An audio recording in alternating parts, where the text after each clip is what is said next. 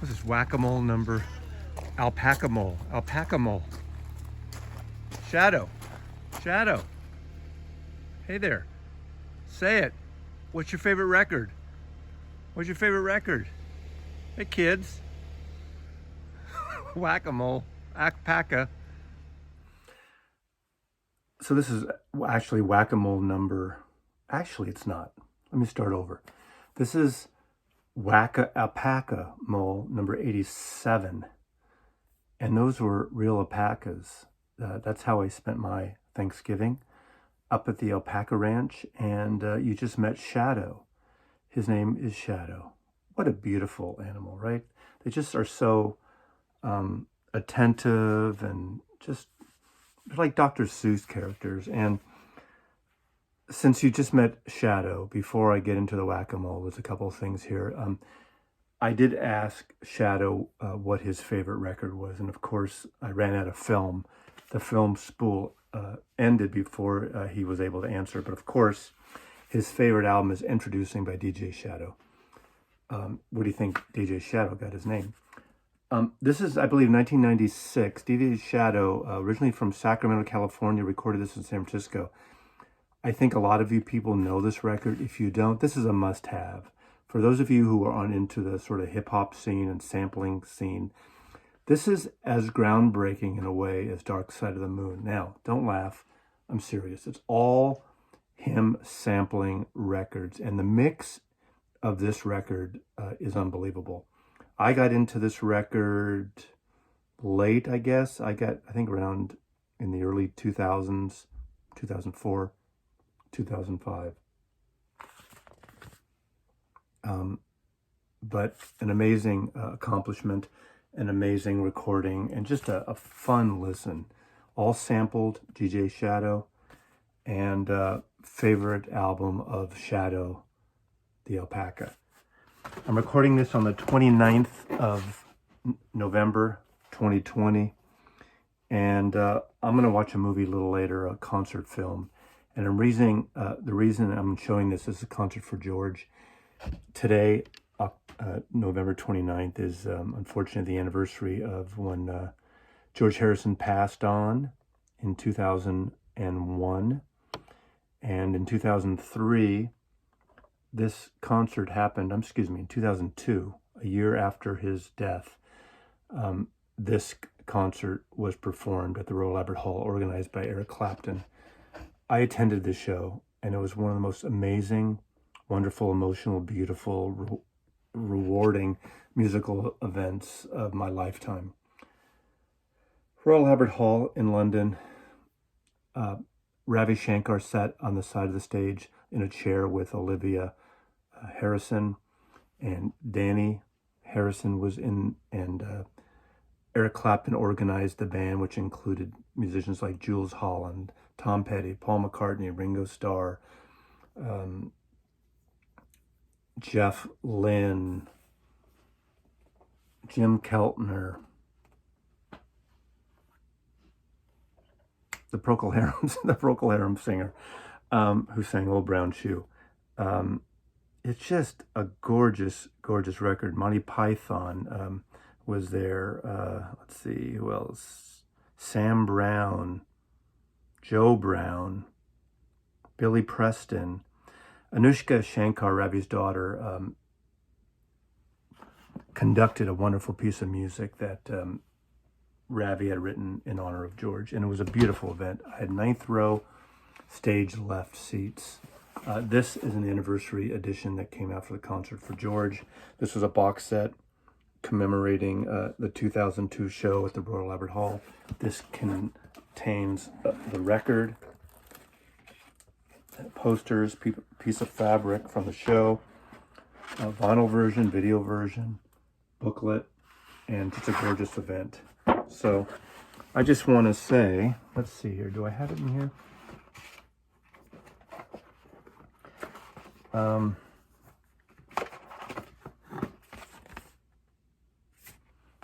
LP1, LP2, LP3, LP4. There are no extra tracks from the original, but it's just a wonderful performance. And of course, his great 360, Rickenbacker 360 12 string Satin stand on the stage. Several of his guitars were on the stand on the stage. So, George Harrison, we miss you, we love you. And All Things Must Pass will be coming out.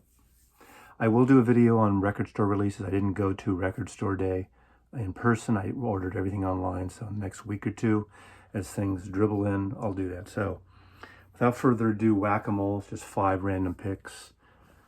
I'm sticking to 5.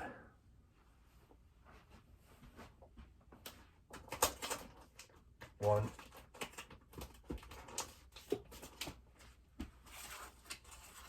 2.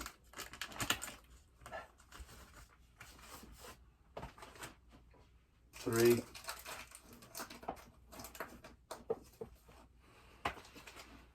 4.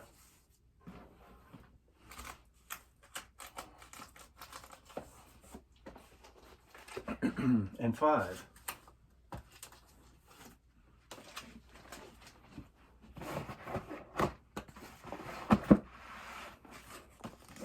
Whatever Julie wants, Julie gets. And I think I know what Julie wants. I don't know what Julie wants. Julie London, Torch Song, Ingenue, beautiful, beautiful voice.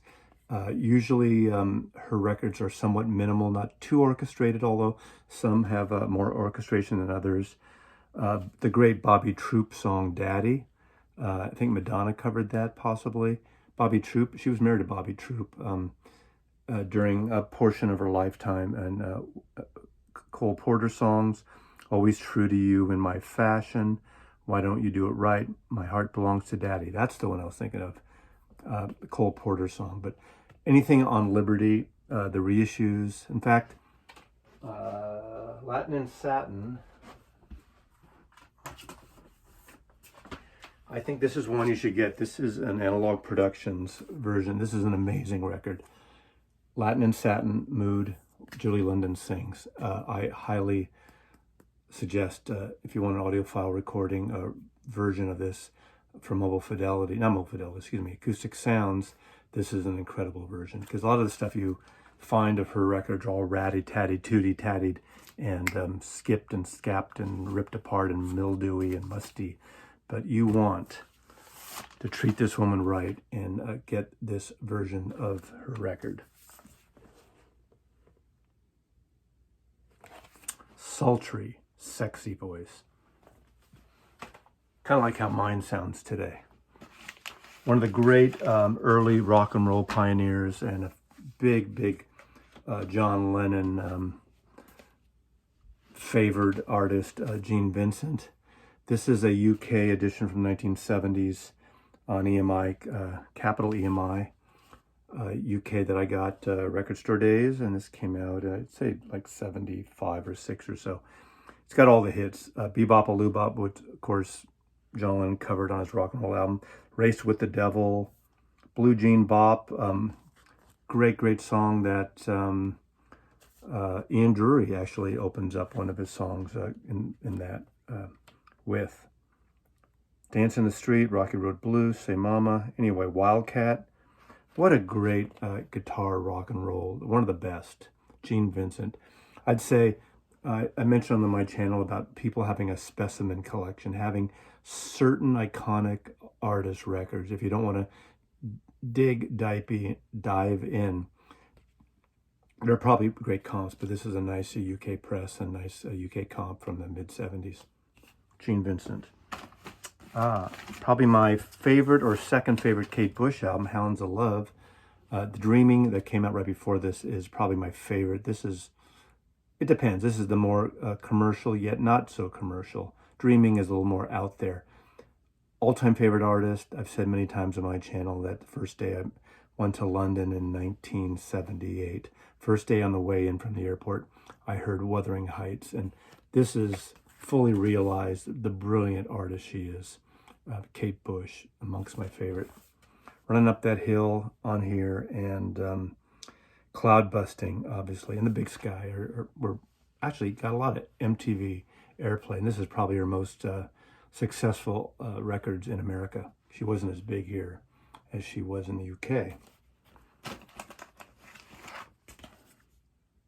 Okay, from 1978, the Ramones, Road to Ruin promo copy I got, an original promo copy from my friends at Sire Records, Warner Brothers Records.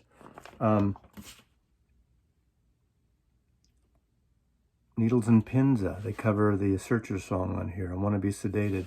I Want to Be Sedated is probably the most, the cliche song of the Ramones after their initial rollout a couple before this. I can't remember, this is their, of course, you were yelling out, I think this is their third album or fourth, and I can't remember offhand, but it looks like it's autographed. Actually, it's not autographed, real autographed. I did an in-store at a one stop in LA when we were working in a record store, or we flew down to LA, and I met the band when their first album came out. Nobody knew who they were, but they just hung out there for about an hour and a half going through it's called a one stop, where it's like a wholesale, you buy records for your store. And we were, our record managers from our chain in San Francisco were down there pulling stock for our store. And the Ramones were hanging out, so I got to chat. They weren't very chatty, but I got to, and then see them soon after that when they came to San Francisco. So the first tour on the West Coast, I saw the Ramones. You all know them. Again, another artist, if you have a specimen collection, you need Ramones albums. Probably their first two more than this, but this is a great record. All the records are great, or most of them.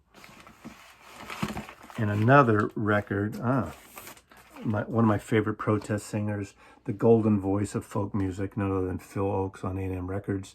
He was on Elektra Records before this. Pleasures of the Harbor, to me, is my favorite, perfect album, not a folk album in the proper sense.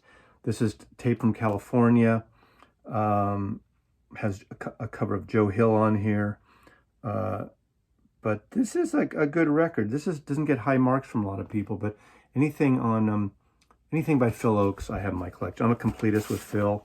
This is, of course, an original Brown A&M recording. These Brown A&Ms, whether it's Phil Ochs, whether it's Procol Harum, they're usually really fantastic. I love the original pressings on A&M Records. They're usually around from 1968 to 71-ish, that Brown label. As I recall, I might be off a little bit, but Tape from California, Phil Ochs.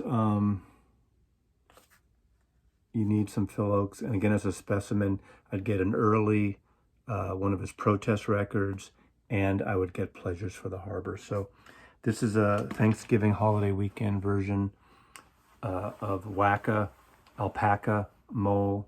Thanks for watching, and there's going to be plenty of more coming up. There's a Four Corners holiday contest, not a contest, I'm sorry, submission, 1-minute holiday videos. Look at my Four Corners invitation for that. We've gotten about 8 so far, so we're hoping to get many more. So get those in, send them to me. The rules are on that video. Do a 1-minute show, like just one holiday winter album. Mazzy loves you. Thanks, everybody in the vinyl community and throughout the world. Stay safe.